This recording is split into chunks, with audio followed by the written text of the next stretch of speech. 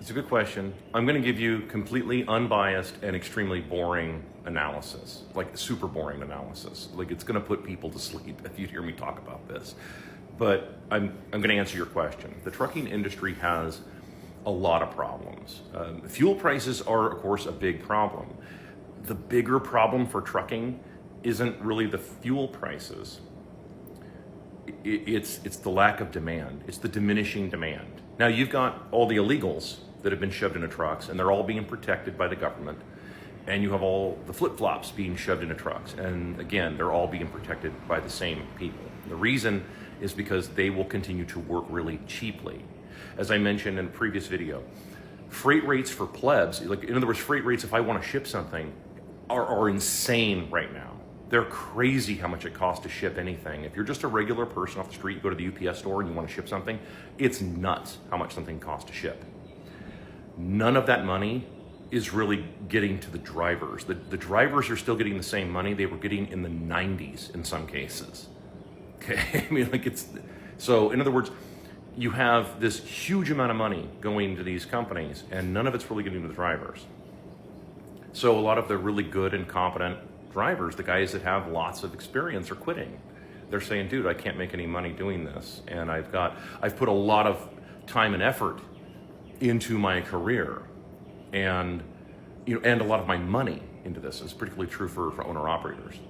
And I can't justify spending $150,000 on equipment and then making $25 an hour. I just can't. And that's a good number. In some cases, it's like 12. I mean, it's, you know what I'm saying? So the industry, the biggest part of this is where we're going to get to the boring part. The biggest problem the industry has is diminishing demand. I don't know where that guy came from. Diminishing demand is the biggest problem. And what I mean by that is that just birth rates, and this goes back like many years ago. I did an old video series called Financial Physics. It was like years ago. And I talked about this, that when your birth rates decline, there just isn't as much demand. Okay, boomers, for example, I'm not picking on boomers.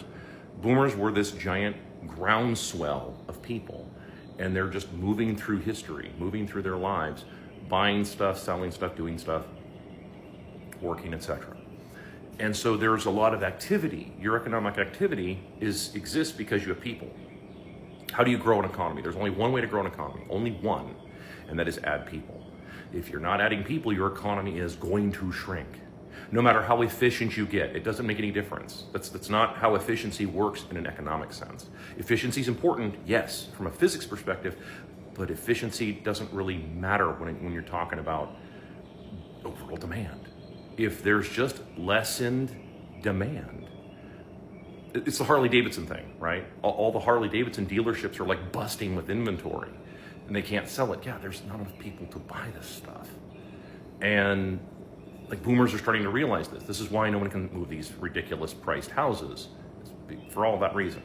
So because of all of that, there is just lower demand for people to move stuff. That's the reality. So the industry is already experiencing a catastrophe. The fuel prices going through the roof, that's just mopping up what's left of small business. That's just trying to get rid of all the small competitors because they want those guys gone. They've wanted independent owner operators off the road since the 70s. They have been trying to get rid of those guys since the late 60s and early 70s because they know that those were the guys that many of those guys understood all this stuff.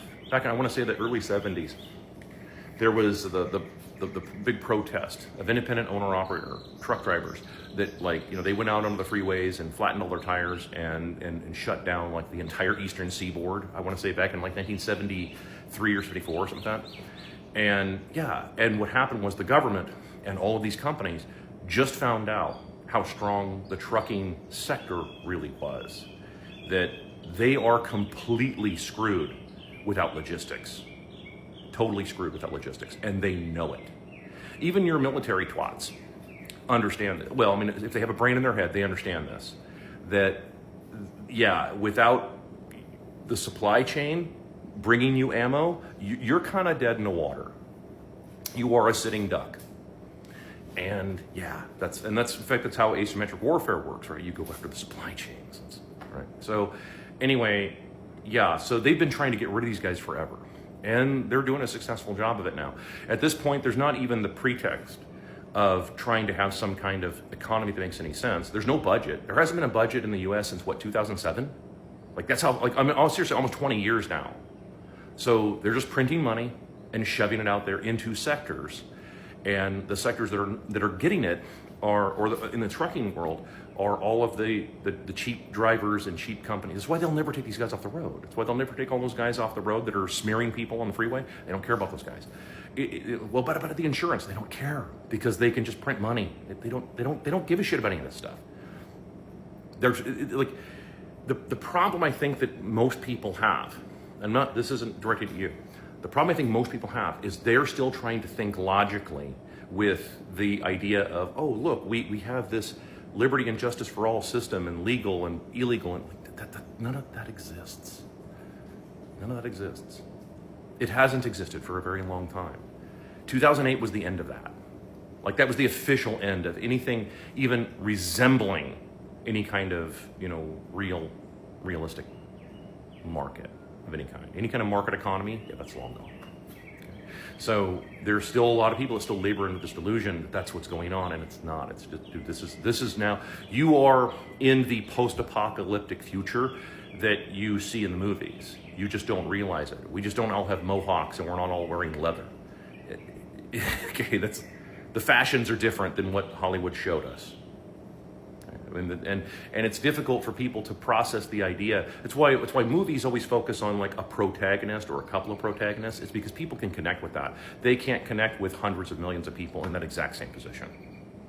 It's really difficult for people to do. I'm not trying to get off into a tangent. I'm just pointing out this reality.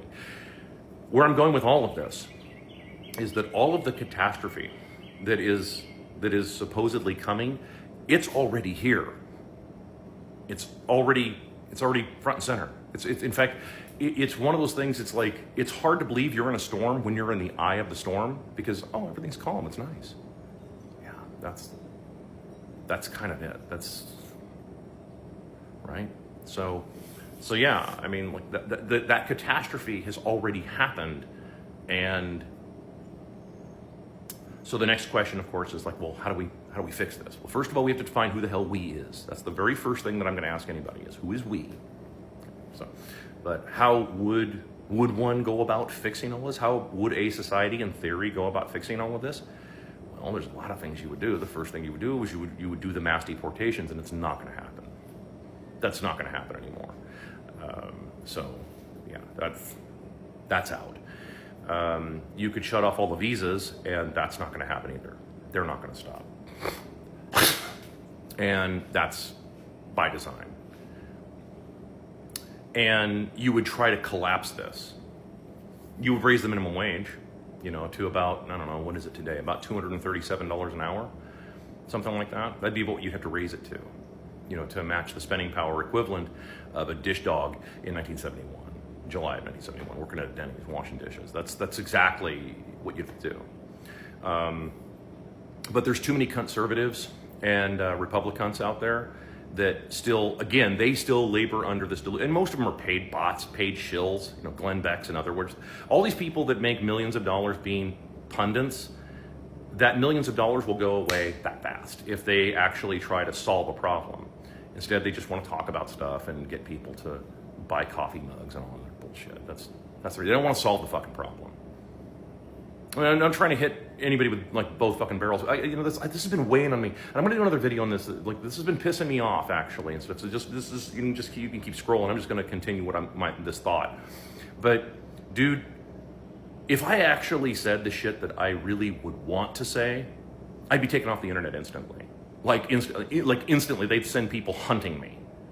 If I said what really needs to be said, what actually needs to be said. Because, and hey, we, meaning the American, let me go ahead and define we on my end.